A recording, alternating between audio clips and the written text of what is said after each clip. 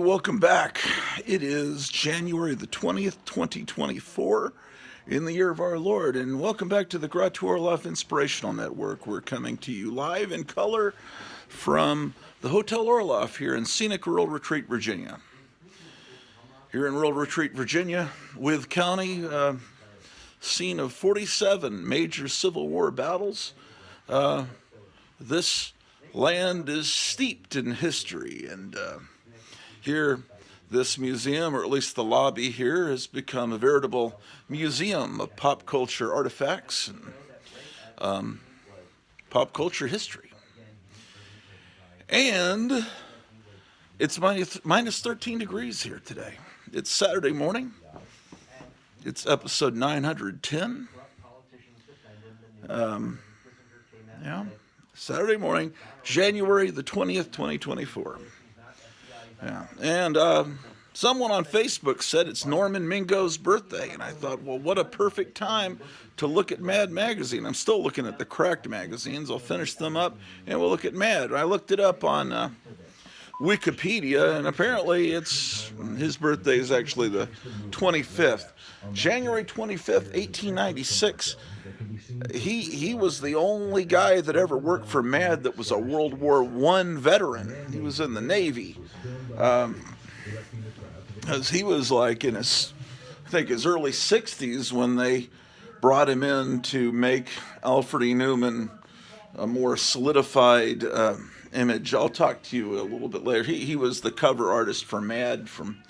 Did a few paintings that solidified Alfred E. Neuman's look in around 56, 57, but then he came back in 62 and worked, I think, until, I don't know, all through the 70s. I don't know when he stopped, actually. But let's take a look outside. Have you ever been outside in minus 13 degree weather? I'll show you what it looks like. You just don't know what it feels like. Too bad I can't broadcast the Orloff program in feel-o-vision. You can get along on the roads pretty well. So when it gets down to minus 13, the car does weird things, like the radio won't turn on and stuff. Because something about the crystals or something. Someone was trying to explain it to me. I don't know. Yep. I managed to get the stairs by shoveling and dropping some salt on them, somewhat less treacherous, because my wife had to get out yesterday. I didn't want her falling down. Oh my goodness. So, yes, indeed. How about that?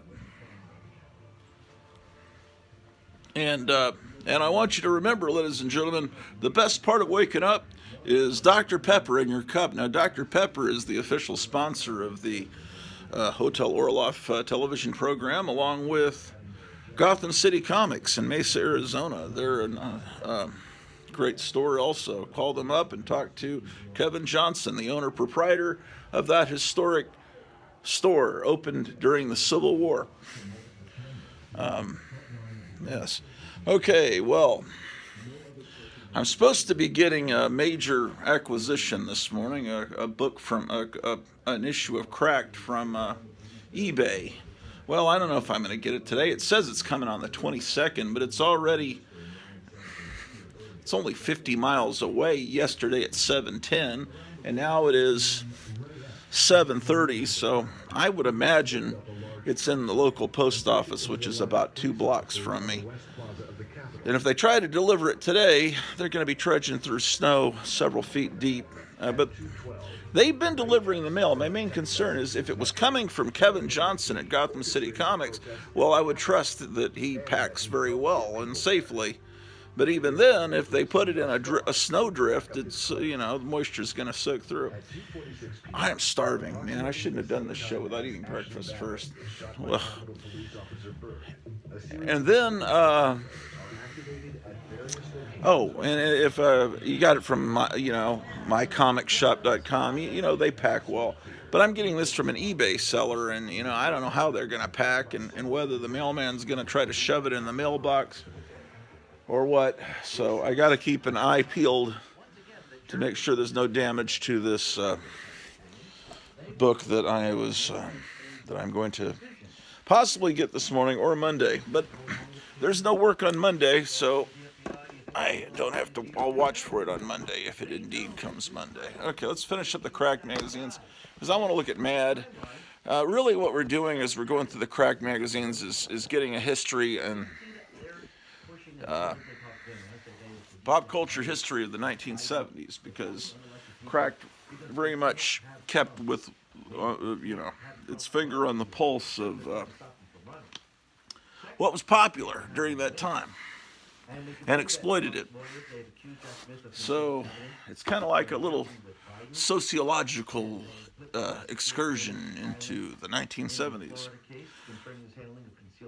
And yeah, so we'll look at that. So don't you hate when people say, yeah, so yeah. Yeah, I gotta write that down. I had a list of annoying things that people say, and I don't know, I keep losing it. But I have created a new list of things that professional comic book YouTubers say, and I've got it here. And see, I've jotted it down. I carry it in my pocket everywhere I go. Pull the Trigger, Grail, Presents Well, Comic Book Community, Raw Comics, 9.8 key issue, but I've added tech. And no, that's not a Scientology word. Scientologists use the word tech a lot. But no, it's not that. Apparently, people in the comic book fam, instead of saying Detective Comics, the famous Batman comic, they just call it Tech. I got a copy of Tech 114. It's like, what are you talking about? This, this guy came up to me in a comic store and it just said something like, "Do you have 314?" It's just like, well, what is that supposed to mean, you stupid? I didn't say that. What does that mean? Or no, it was 316. I thought, are you talking about John 3:16, the famous Bible verse? But apparently 3:16, it's like you don't even need to say the comic, it's just the number 3:16. You should know. What is that? The first? It's something having to do with Venom that I don't even care about, because to me, Spider-Man stopped existing about 1980, probably. Yeah, all that. I don't care about the Secret Wars and all they're trying to sell action figures. I graduated high school in '83, and I kept buying comic books, and there were some great comics that came out in the '80s, but mostly what I saw at the beginning of the '80s was just the exploitation of putting out comics based on toys and that I had no interest in, and then both DC and Marvel just seemed like they were. And DC put out Crisis on Infinite Earths, which was beautiful looking, great artwork, interesting, but you realize, oh, they're really doing this. They're saying everything you've ever read in DC Comics, all the stories that you read and that your older brothers read while you were watching them read those comics, all that that just all ceased to be. And this is the new reality going forward. Oh, I'm going to write that down. Going forward. That's that. Everyone says that all the time now, either moving forward or going forward. It's a communist slogan that they've tried to, the media has tried to use it a lot so that it would get stuck in our head, and then everyone thinks they're being very, very eloquent by saying moving forward. And in reality, that's just what used to be on the posters in the communist revolutions. But we're in the middle of being taken over by communists, and Donald Trump is our only hope. And last time I said that, I lost 2 subscribers, but it's okay. Here, a few days later, I got 2 more subscribers that are human beings that love Donald Trump. Okay, so let's continue looking at Mad Cracked. Mad Cracked. Okay. Where were we? We were. No, we didn't see that, I don't think. We didn't see that. You know, it's weird. We did 2 episodes and we only got about this far into the short box. I must be spending a lot of time looking at each issue. Okay, that's probably what it is. Because this is nostalgia, you know. Some people don't care about it. That's fine. Buzz off, man. We'll get to Mad later. Depends on how quickly I get through these Cracked. If not, I'll do a Mad episode later. I'll do one tomorrow, probably. Yeah, I think I was showing you Cracked 131. John Severin art. Okay, so you've got The Godfather meets Jaws. So that's their, oh, okay, good. Okay, well, they always had this is this the first time they've used her? I don't know. Bill Ward, who actually is now signing as Ward and no longer signing as McCartney in Crack, they had this interviewer, Nancy Dickering, that would interview different people, and she was TV news person. She would interview in this based on a real reporter on television named Nancy Dickerson, and so they drew her a certain way, but Bill Ward comes along and starts drawing her like this, and this is Cracked interviews the Magic King. How about that? So, great Bill Ward art. This is about the only way you could see Bill Ward art in the 1970s, unless you were in a bookstore that, well, this is the only way you could see Bill Ward art as a child in the 1970s, because he was doing art, but you'd have to go into bookstores that only adults were allowed in to see his other art at that time. But anyway, Cracked magazine. How about that, ladies and gentlemen? Maybe I shouldn't show you every... Oh, here's more Bill Ward art. There's Bill Ward doing Howard Cosell. Howard Cosell was a famous sportscaster that was always in Mad and Cracked. They were always making fun of him. He was a pretty hated figure because he was a...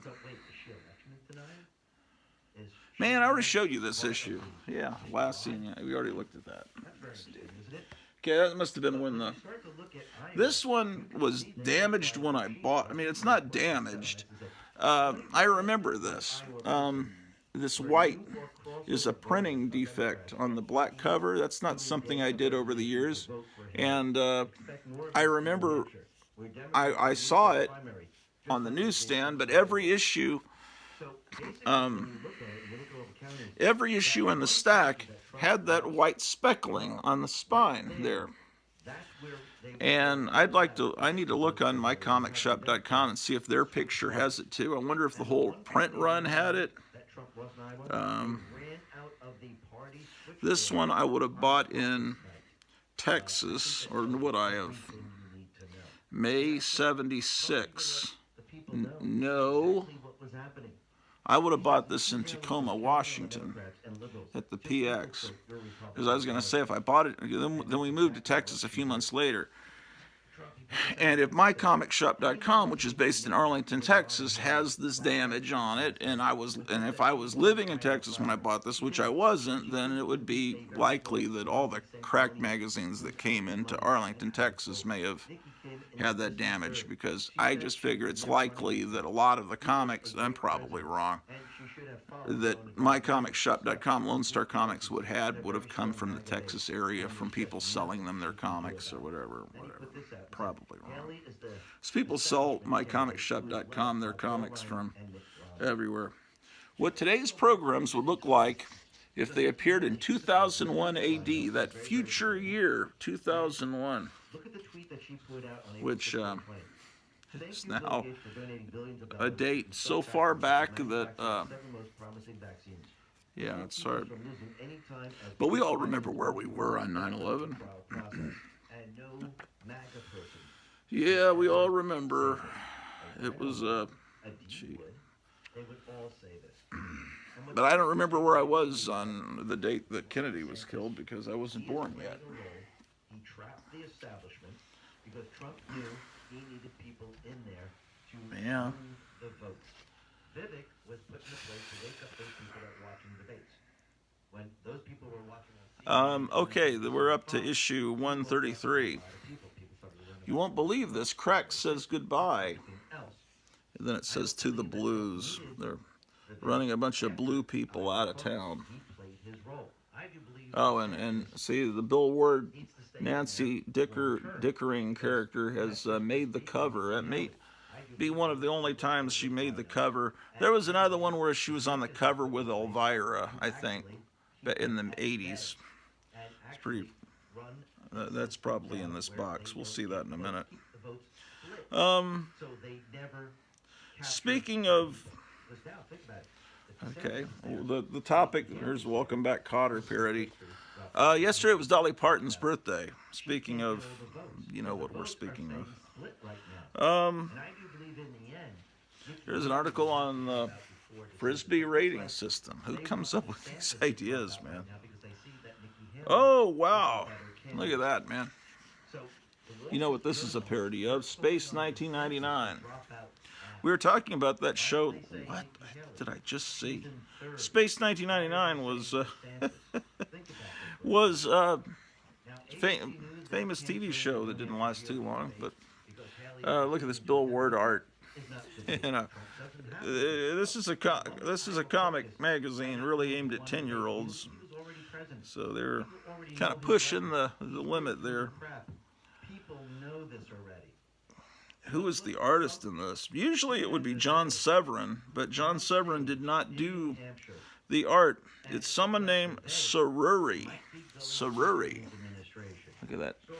I do not know this artist, and so this Space 1999 parody would have been more memorable had John Severin, done the artwork. Okay, well, Happy Days returns to the cover. I always like this cover. It's the Phones with an E on it. He's all in torment because Sylvester P. Smith has stolen his jacket and the girls are running because he's snapping his fingers. The Fonz takes over this issue, and about the next 30 issues, it seems like. This is when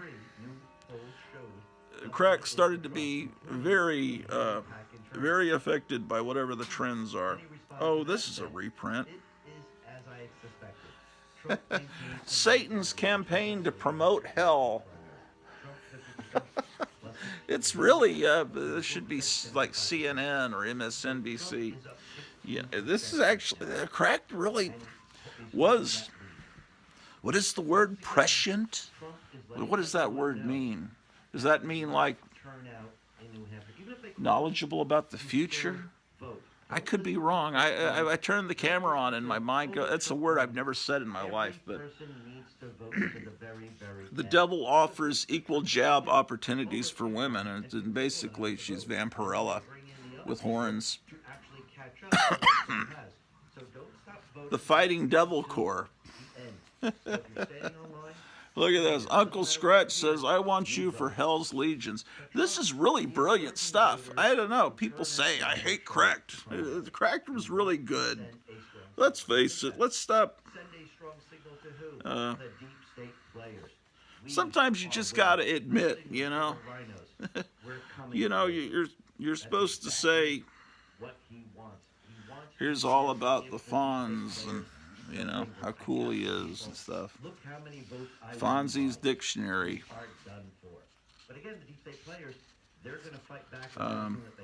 Oh, what it tells you what's cool and uncool. Those are cool pets, a bulldog and a snake, but fish and a poodle are uncool. Cool names are Spike, Rock, Killer Jake. Uncool names are Myron, Percy, Clarence, or Nicholas. Cool are Brando and Presley. and uncool Percy Faith, Howdy Doody Walt Disney movies. I mean, it almost looks like this was done in the 50s. Of course, it wasn't, because, of course, the Fonzie Happy Days show was in the 70s. But Severin's art never really changed. I mean, his illustration of Brando and Presley could have been in a comic 20 years before, magazine, whatever. Anyway, Fonzie. The Fonz.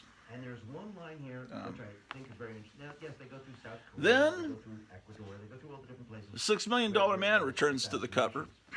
But the one line that But don't worry, they got Fonzie on the cover up here. They don't want you to forget, there'll be Fonzie material in here.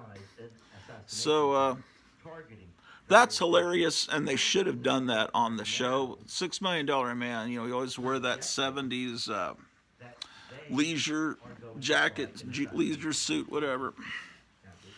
They should have had him wear a sweater with a dollar sign on it, because he's the $6 million. That would have been great. Geez, John Severin has these great ideas. Yeah, wow. Whoa. I guess. What happens if there's email and text from the IDOJ and the rest showing that they planned an assassination? Because you know. It looks like I never looked at the details. It looks like Jamie Summers, the Bionic Woman. We're up to the Bionic Woman now. It looks like there's some cracks in her leg, like, you know. And one of their kids is like a ventriloquist. That one, ventriloquist doll. That one looks like he's not as messed up. It's got braces on it. It's like he's a more robotic looking. So anyway, these two bionic people have twins, I guess. Oh, and he's bringing, apparently they put oil in the baby bottle. They should have let John Severin write some scripts for the $6 Million Man.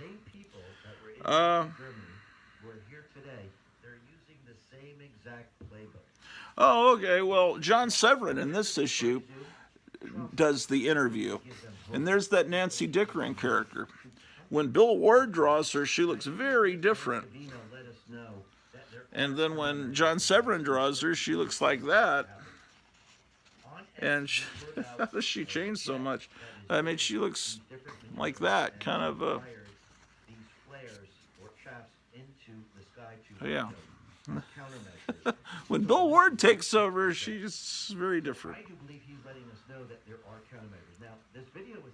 Oh, it's Fonzarella. It's the story of Cinderella, as if Fonzie was Cinderella. So don't worry, you got your Fonzie material. Oh, what was that? Oh, just so much wonderfulness in these cracked magazines, but as wonderful as these are. I mean, there's Mad also, because see, that's the thing is, oh, CB radios, yeah, that was another huge fad. We're in what time period are we? I mean, we're obviously in 1976, September 76. It's the beginning of. I'm just about to start my 6th grade year. So, oh, there's a whole poster you can get in here of $6 Million Man and the Bionic Woman. And, okay, so what's coming up? And you think about, okay, you're beginning your school year. I mean, I know that all of you were not, that's what they're watching, weren't in 6th grade in that year. But just think most of you were alive then that watched this. So, the 76, 77 school year. Yeah, Happy Days. Oh, here's Laverne and Shirley parody. And, of course, they get Fonzie on the cover. Of course, Laverne and Shirley started on Happy Days as Fonzie's kind of two girls that Fonzie invited over, for, I think, for a double date with him and Richie, but they were of low moral, questionable moral background. Of course, on the TV show, they make them more virtuous than they were in their first appearance. Oh yeah, so here's Bill Ward back. Never fear. So he's back with the Nancy Dickering character. Now she's interviewing the Olympic training king.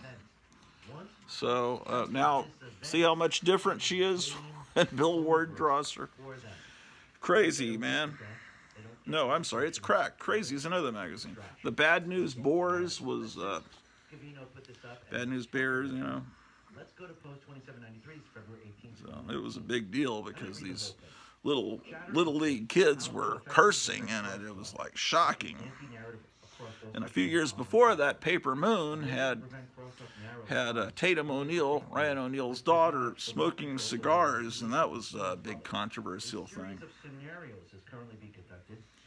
And then before that, there was The Exorcist with Linda Blair doing things that was like 1970s really were kind of. Oh well. More $6 Million Man and Bionic Woman. What is the excuse to put them in another issue? A Cracked History of the Bionic Man. You see, they just don't let it go. Mad would do a parody of a TV show, and then it was never mentioned again. Cracked held on to it because it sold issues. So this is the Laverne and Shirley parody, which is John Severin. It's they just spelled the names a little bit differently. That's all they did. Okay, so that's great. Okay, so it's time for Welcome Back, Kotter. But don't worry, they still have a Fonz iron-on you can get in here. And so, Welcome Back, Kotter. This guy, Gabe Kaplan, right about this time, he comes to Six Flags Over Texas in Arlington, Texas, where we were living. Or maybe it was earlier on. It was probably before this, at the beginning of the Welcome Back, Kotter thing. And so he comes to Six Flags Over Texas to make an appearance, you know, because he was a comedian. And really, more Fonzie. It's a parody of a beach party movie, Beach Blanket Party, and of course it's got Fonzie in it, surfing. They wanted you to trust yourself, to be independent. Oh, okay, so my brother, I guess, comes up to him to say hi to him, and my brother was working at Six Flags, and Gabe Kaplan looks at my older brother and says, who are you? You're nobody, or you're nothing. Now Gabe Kaplan is nobody. Nobody knows who you are. I kind of wish I didn't know that story, because I'd like to like Gabe Kaplan, but sometimes you find out about celebrities. That's why I never get in lines at Comic Cons. I don't want to meet the people I like on television. More Bill Ward art here. Completely bizarre to see it in a children's comic. But I guess that you saw his art in children's comics in the golden age of comics, and I should say the Roosevelt and Truman age of comics, because we don't say golden age comics anymore here. So yeah, this is a character. Oh, so I said so. Yeah. Oh. I can't take it, man.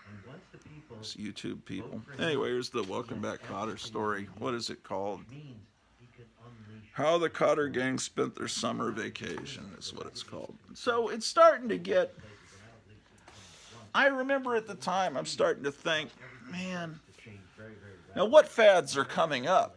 Because, you know, the 75, the 76, 77, okay, well, they made a big deal that there was a King Kong remake coming out. It was all over, everywhere. They were talking about it, how they built a giant robot that was going to be throughout the movie playing King Kong. And, of course, that robot appeared in probably less than 60 seconds of footage, and it was completely stiff and lifted his arm up like this. And most of the time, it was Rick Baker running around in a gorilla suit.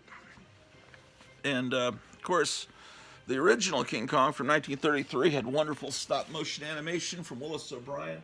Sorry, I'm recording the X-22 report. I gotta pause it because it ended. Let's put on YouTube, because the group therapy podcast is on. I know that sounds terrible, group therapy. You think it's for crazy people. I'm sorry, mentally disturbed people. But no, well, it actually is.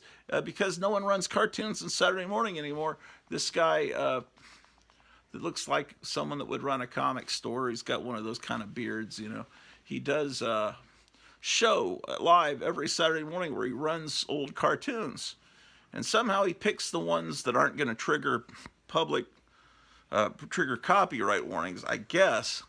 But he somehow manages to know which ones to avoid. And it runs all morning with cartoons. And then I tune in. I watch the cartoons usually. Then I'll tune in Rod and Shannon's Comic Book Memories that starts at 9 o'clock Eastern time, because I'm in Virginia. Okay. Anyway. Oh, he looks like he's running the Groovy Ghoulies. I'm a fire-breathing dragon. I'm afraid of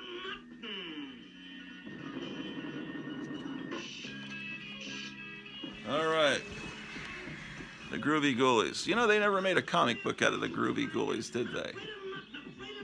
That's a weird thing, because Sabrina, it's kind of a spin-off of the Sabrina show. Sabrina was Harvey Comics.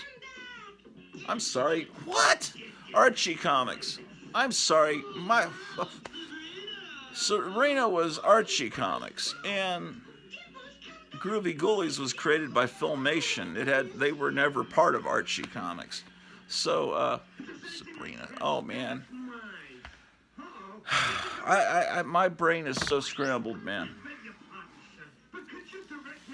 Yeah, Casper, wasn't he a DC comic? I don't know. I slab all my comics so I can't open them up.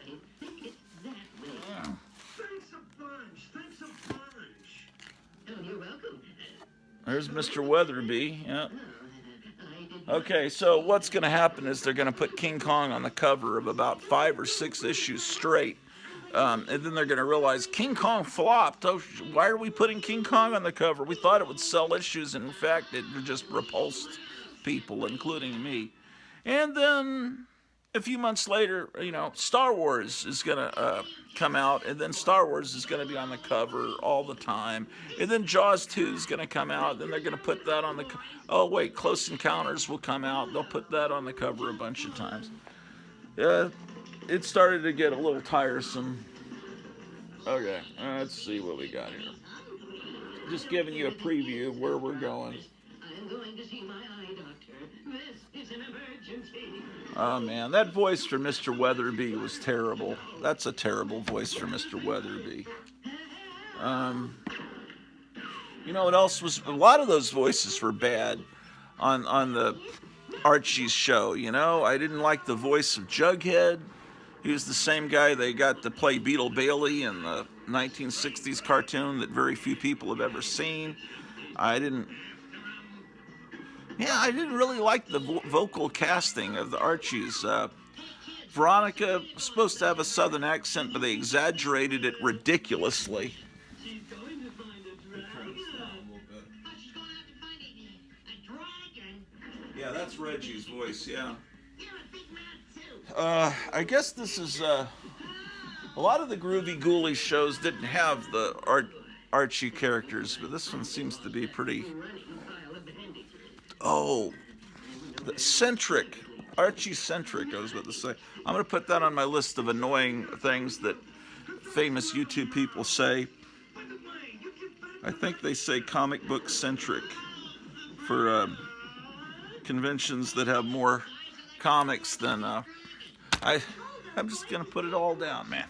All the things so I can learn to speak like a professional comic book collector. All these people that are 20, 30 years younger than me that are teaching me the terms I should use for a hobby that I was in 20, 30 years before they were born. Not that I'm bitter or anything. I just don't like a lot of those people, man. What in the name of heck? Okay, is this the next one? 139? 137? Where's 138? It's hard to tell the order because... Okay. Now you've got 138. You got your Fonzie. You've got the Welcome Back Cotter cast. Oh, you got Starsky and Hutch, too. He just passed away last week. And you got Jimmy J.J. Walker. Oh, and you got Laverne and Shirley. And they're all trying to get an autograph of...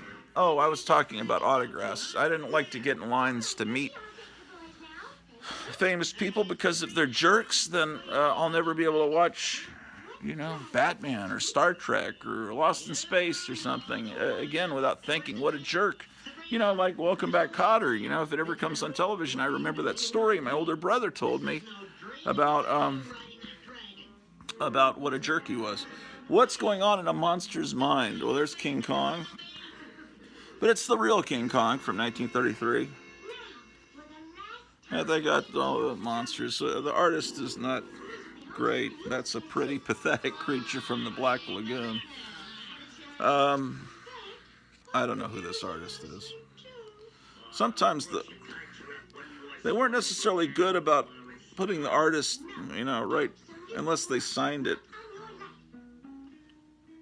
Oh, here's criminal shenanigans. They're emphasizing women, criminals. They're being very inclusive, very equitable, very diverse. But see, they're predicting all the things that are happening to us now with the communism invasion. How TV shows could be killed without canceling them. Oh my gosh, there's Bill Ward back. Oh, doing an article about CBs. CB mania. So why is an article about CBs? Why is there...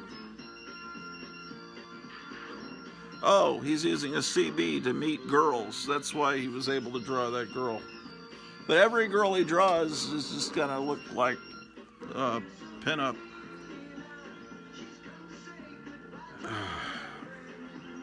The Great Nielsen Airwave War. So this gives them a chance to put all the celebrities from all the different TV shows together.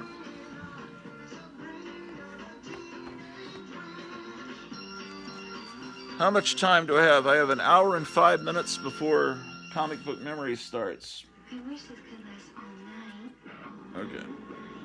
Oh, and he puts old commercials into the cartoons. That's the other thing he does that I forgot to mention. Group Therapy podcast.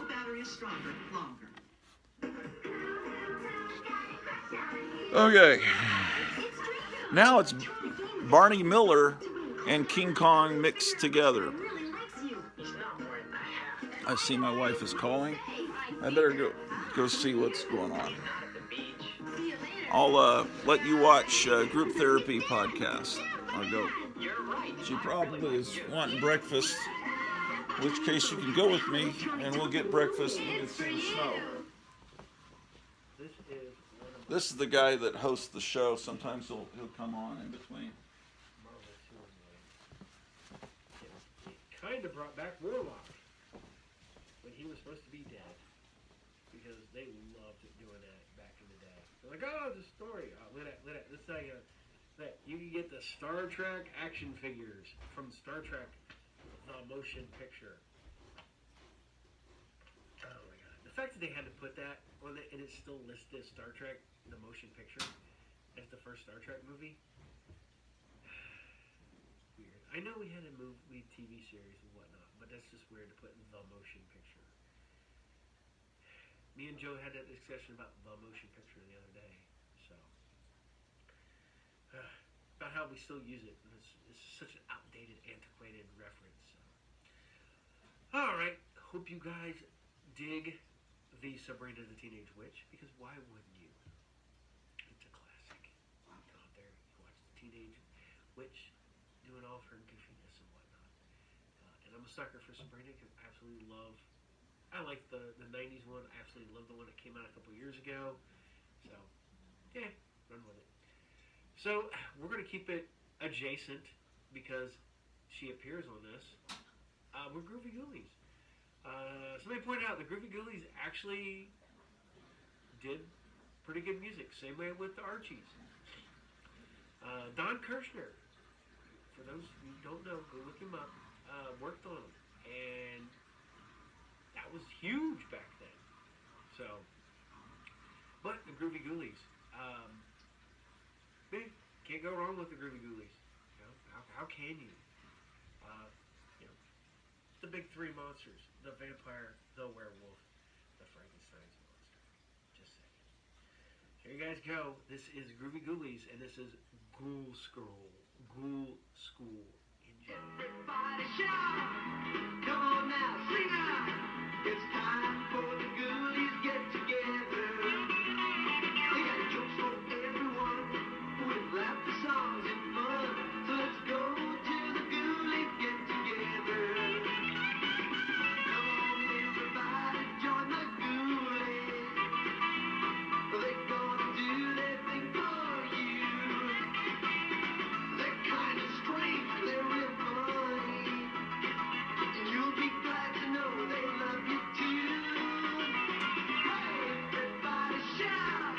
Come on now, sing out! It's time for the Ghoulies get together. You're gonna see how funny they can be. 'Cause it's time for the Groovy Ghoulies show.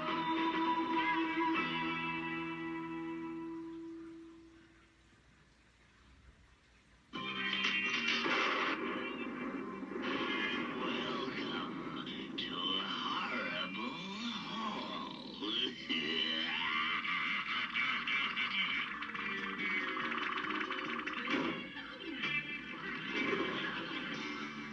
This place is driving me batty.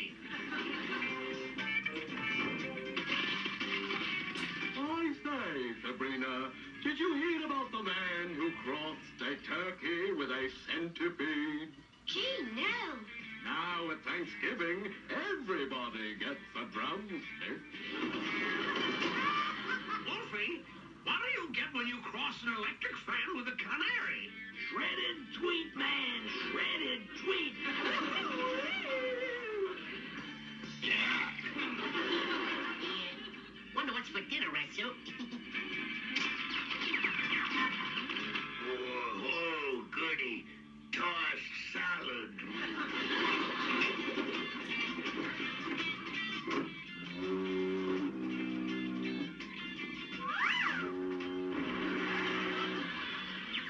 I needed that. My sister Agatha, it's a little dab of vinegar behind each ear. Now she's got pickled hearing. Here we are at Horrible Hall for the first annual Groovy Ball football game. And here comes Frankie down the field for the opening kickoff. And it's caught by their halfback.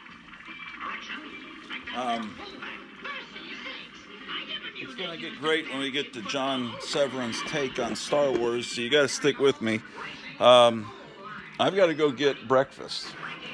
Whoa, so I'm going to go out into hopefully it's not minus 13 anymore, but I guess I'll find out. Maybe it's warmed up to minus 11 or something. But you can come along with me.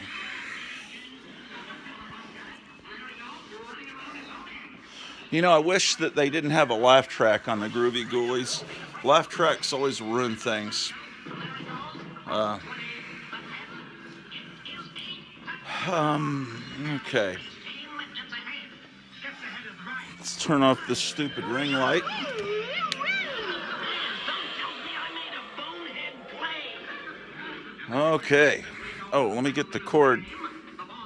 Electrical cord. Where should I put this? I found this. I think this is from the 1980s. Blood Alley. Wonder if my issue of King Size Cracked, my grail from my first grade year, or probably it came out when I was in kindergarten, actually. Wonder if that is showing up today in the mail.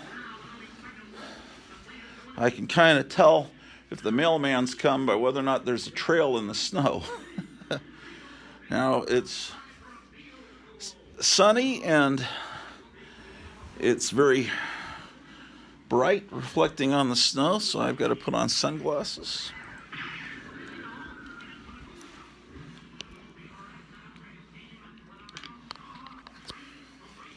Okay, comic book fam, members of the comic book community, let's head on out to obtain nourishment. It's possible that the camera will just shut off because these Apple phones don't like extreme cold, and it'll just turn itself off.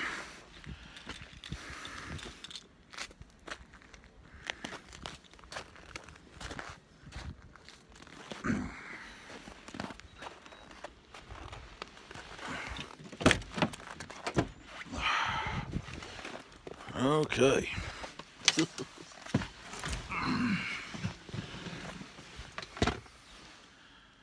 Oh, there's a little bit of ice on the... Is that... Sometimes the ice is on the inside. I gotta get some of this ice off the window. This is rough.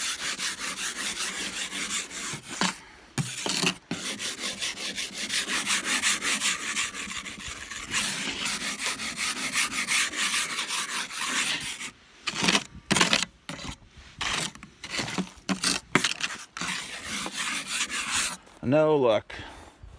And my fingers are already starting to get numb and burning from the cold, so I'm going to stop that. I can see out the window. I was trying to make it better, actually, for you guys to see. But, you know. Okay. Incredible.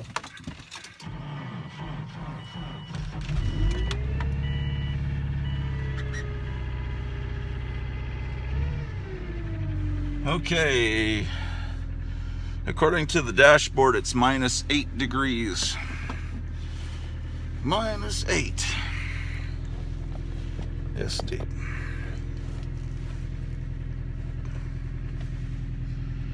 So, Cracked Magazine.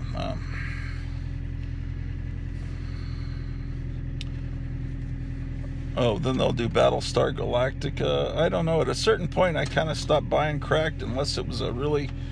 and now I kind of regret it. But in actuality, I don't have unlimited money. I never really have had unlimited money, and...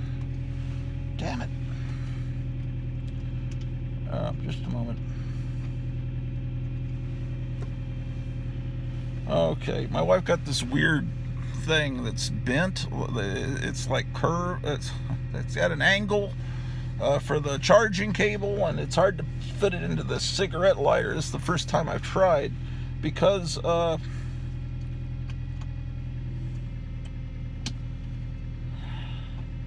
is going on?